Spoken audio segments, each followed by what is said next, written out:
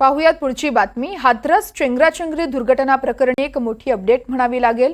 राहुल गांधी हाथरसमध्ये पोहोचले होते। यावेळेस त्यांनी पीडितांच्या कुटुंबियांची भेटही घेतली आहे। राहुल गांधी दुर्घटनेतील पीडितांच्या घरी दाखल झाले होते। हाथरसमध्ये चेंगराचेंगरीत 123 जणांचा मृत्यू झालाय आणि याच ठिकाणी यावेळेस ज्यांचा मृत्यू झाला त्या पीडितांच्या कुटुंबियांची भेट राहुल गांधी घेत आहेत। ही लाईव्ह दृश्य आपण पाहतोय। हाथरस चेंगराचेंगरी दुर्घटना प्रकरणातील पीडितांच्या कुटुंबियांच्या भेटीला राहुल गांधी पोहोचले आहेत। त्यांच्याकडून पीडितांच्या कुटुंबासोबत संवाद साधला जातोय, सांत्वन केलं जातंय। हाथरसमध्ये चेंगराचेंगरीची एक मोठी दुर्दैवी घटना घडली होती आणि याच दुर्घटनेत 123 जणांचा दुर्दैवी मृत्यू झाला होता आणि त्या मृतांच्या घरी जाऊन सध्या राहुल गांधी मृतांच्या कुटुंबियांची भेट घेत आहेत।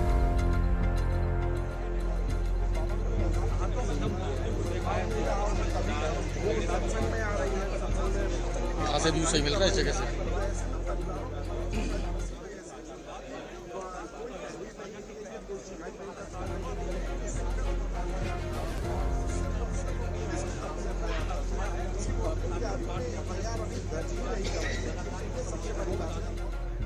वो हमारे साथ गई थी मम्मी। जी, तो कैसे वो हादसा हो गया, कैसे? जैसे कि हम गए थे, सब अलग अलग हो गए थे। हम अलग हो गए थे, हमारी माँ अलग हो गई थी। जब वो समापन हुआ तो वहाँ भगदड़ मच गई। भगदड़ मची तब तो हम तो बाहर निकल आए थे पहले ही। बाद में पता चला भगदड़ मच गई तो हम अपनी माँ को ढूंढने लगे थे। थोड़ी देर में पता लगा था कि शांति देवी पिलखना एम्बुलेंस में ले गए उन्हें हॉस्पिटल। तो मेरा भाई हॉस्पिटल गया था। जब उनको जाके देखा हॉस्पिटल में तो मेरी माँ इस दुनिया में नहीं रही थी। सिर्फ हालचाल जाना और कह रहे जो भी हमारी हमसे हो सकेगा वो हर सब मदद करेंगे तुम्हारी, जैसे भी होगा। तो आपने कुछ मदद मांगी उनसे कि हमें किस तरीके से मदद की? हमने ये बोला था जैसे कि अब ये घटना हुई है ऐसी घटना दोबारा ना हो, हमारा मुद्दा पार्लियामेंट में उठाइए आप। बोला ठीक है। हाँ, आना चाहते थे, क्यों नहीं आए हमारे घर पर? हम यही तो पूछना चाहते हैं कि जब मौत वहाँ पे हुई, मौत तो यहाँ पे भी हुई है, यहाँ क्यों नहीं आए वो?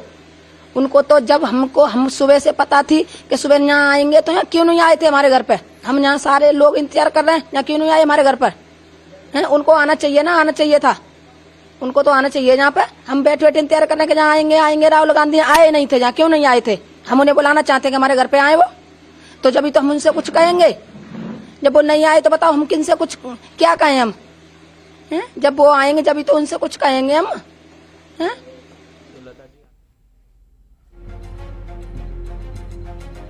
या संदर्भात अधिक माहिती जाणून घेऊयात। आमचे प्रतिनिधी रामराजे शिंदे आपल्यासोबत फोन लाईनवरून जोडले जात आहेत। रामराजे, आपण पाहतोय हाथरस मधील दुर्घटनेत ज्या मृतांचं खरं तर ज्यांचा मृत्यू झाला त्यांच्या पीडितांच्या कुटुंबियांच्या भेटीला राहुल गांधी गेले आहेत। सध्या ते संवाद साधतायत। बिलकुल, हाथरसमध्ये जी घटना घडलेली आहे तर त्यामध्ये 3 कुटुंब आहेत। एक आहे आशा देवी, दुसरे आहे मुन्नी देवी आणि तिसरा आहे ओमवती। या तिन्ही महिलांचा मृत्यू या चेंगराचेंगरीमध्ये झालेला आहे आणि या तिघींच्याही घरी राहुल गांधी गेलेले आहेत, त्यांच्या कुटुंबियांशी भेट घेतलेली आहे।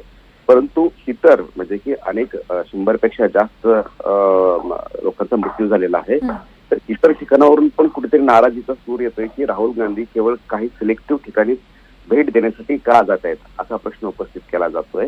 परंतु राहुल गांधी हे विरोधी पक्षनेते आहेत आणि आता ते हाथरसला गेलेले आहेत। याचाच अर्थ की येणाऱ्या अधिवेशनामध्ये, पावसाळी अधिवेशनामध्ये राहुल गांधी हाथरसचा मुद्दा चांगला सक्षमपणे उचलणार असल्याचं स्पष्टपणे दिसून येते आणि जे तिथं सुरक्षा व्यवस्था जी करणं गरजेचं होतं, त्याचबरोबर तयारी प्रशासनाकडून करणं जी गरजेची होती तर ती झालेली नाहीये। त्यामुळं योगी सरकारवर कुठेतरी आता प्रहार जो आहे तो काँग्रेसकडून केला जाणार आहे हे स्पष्ट आहे। आता राहुल गांधी नेमकं काय बोलतायत या संपूर्ण दौऱ्याच्या संदर्भामध्ये ते पाहावं लागेल आणि त्यामुळेच हाथरसवरून पुन्हा एकदा राजकारण जे तापल्याचं आपल्याला दिसून येईल। अगदीच रामराजे, खूप खूप धन्यवाद आपण दिलेल्या सविस्तर माहितीसाठी।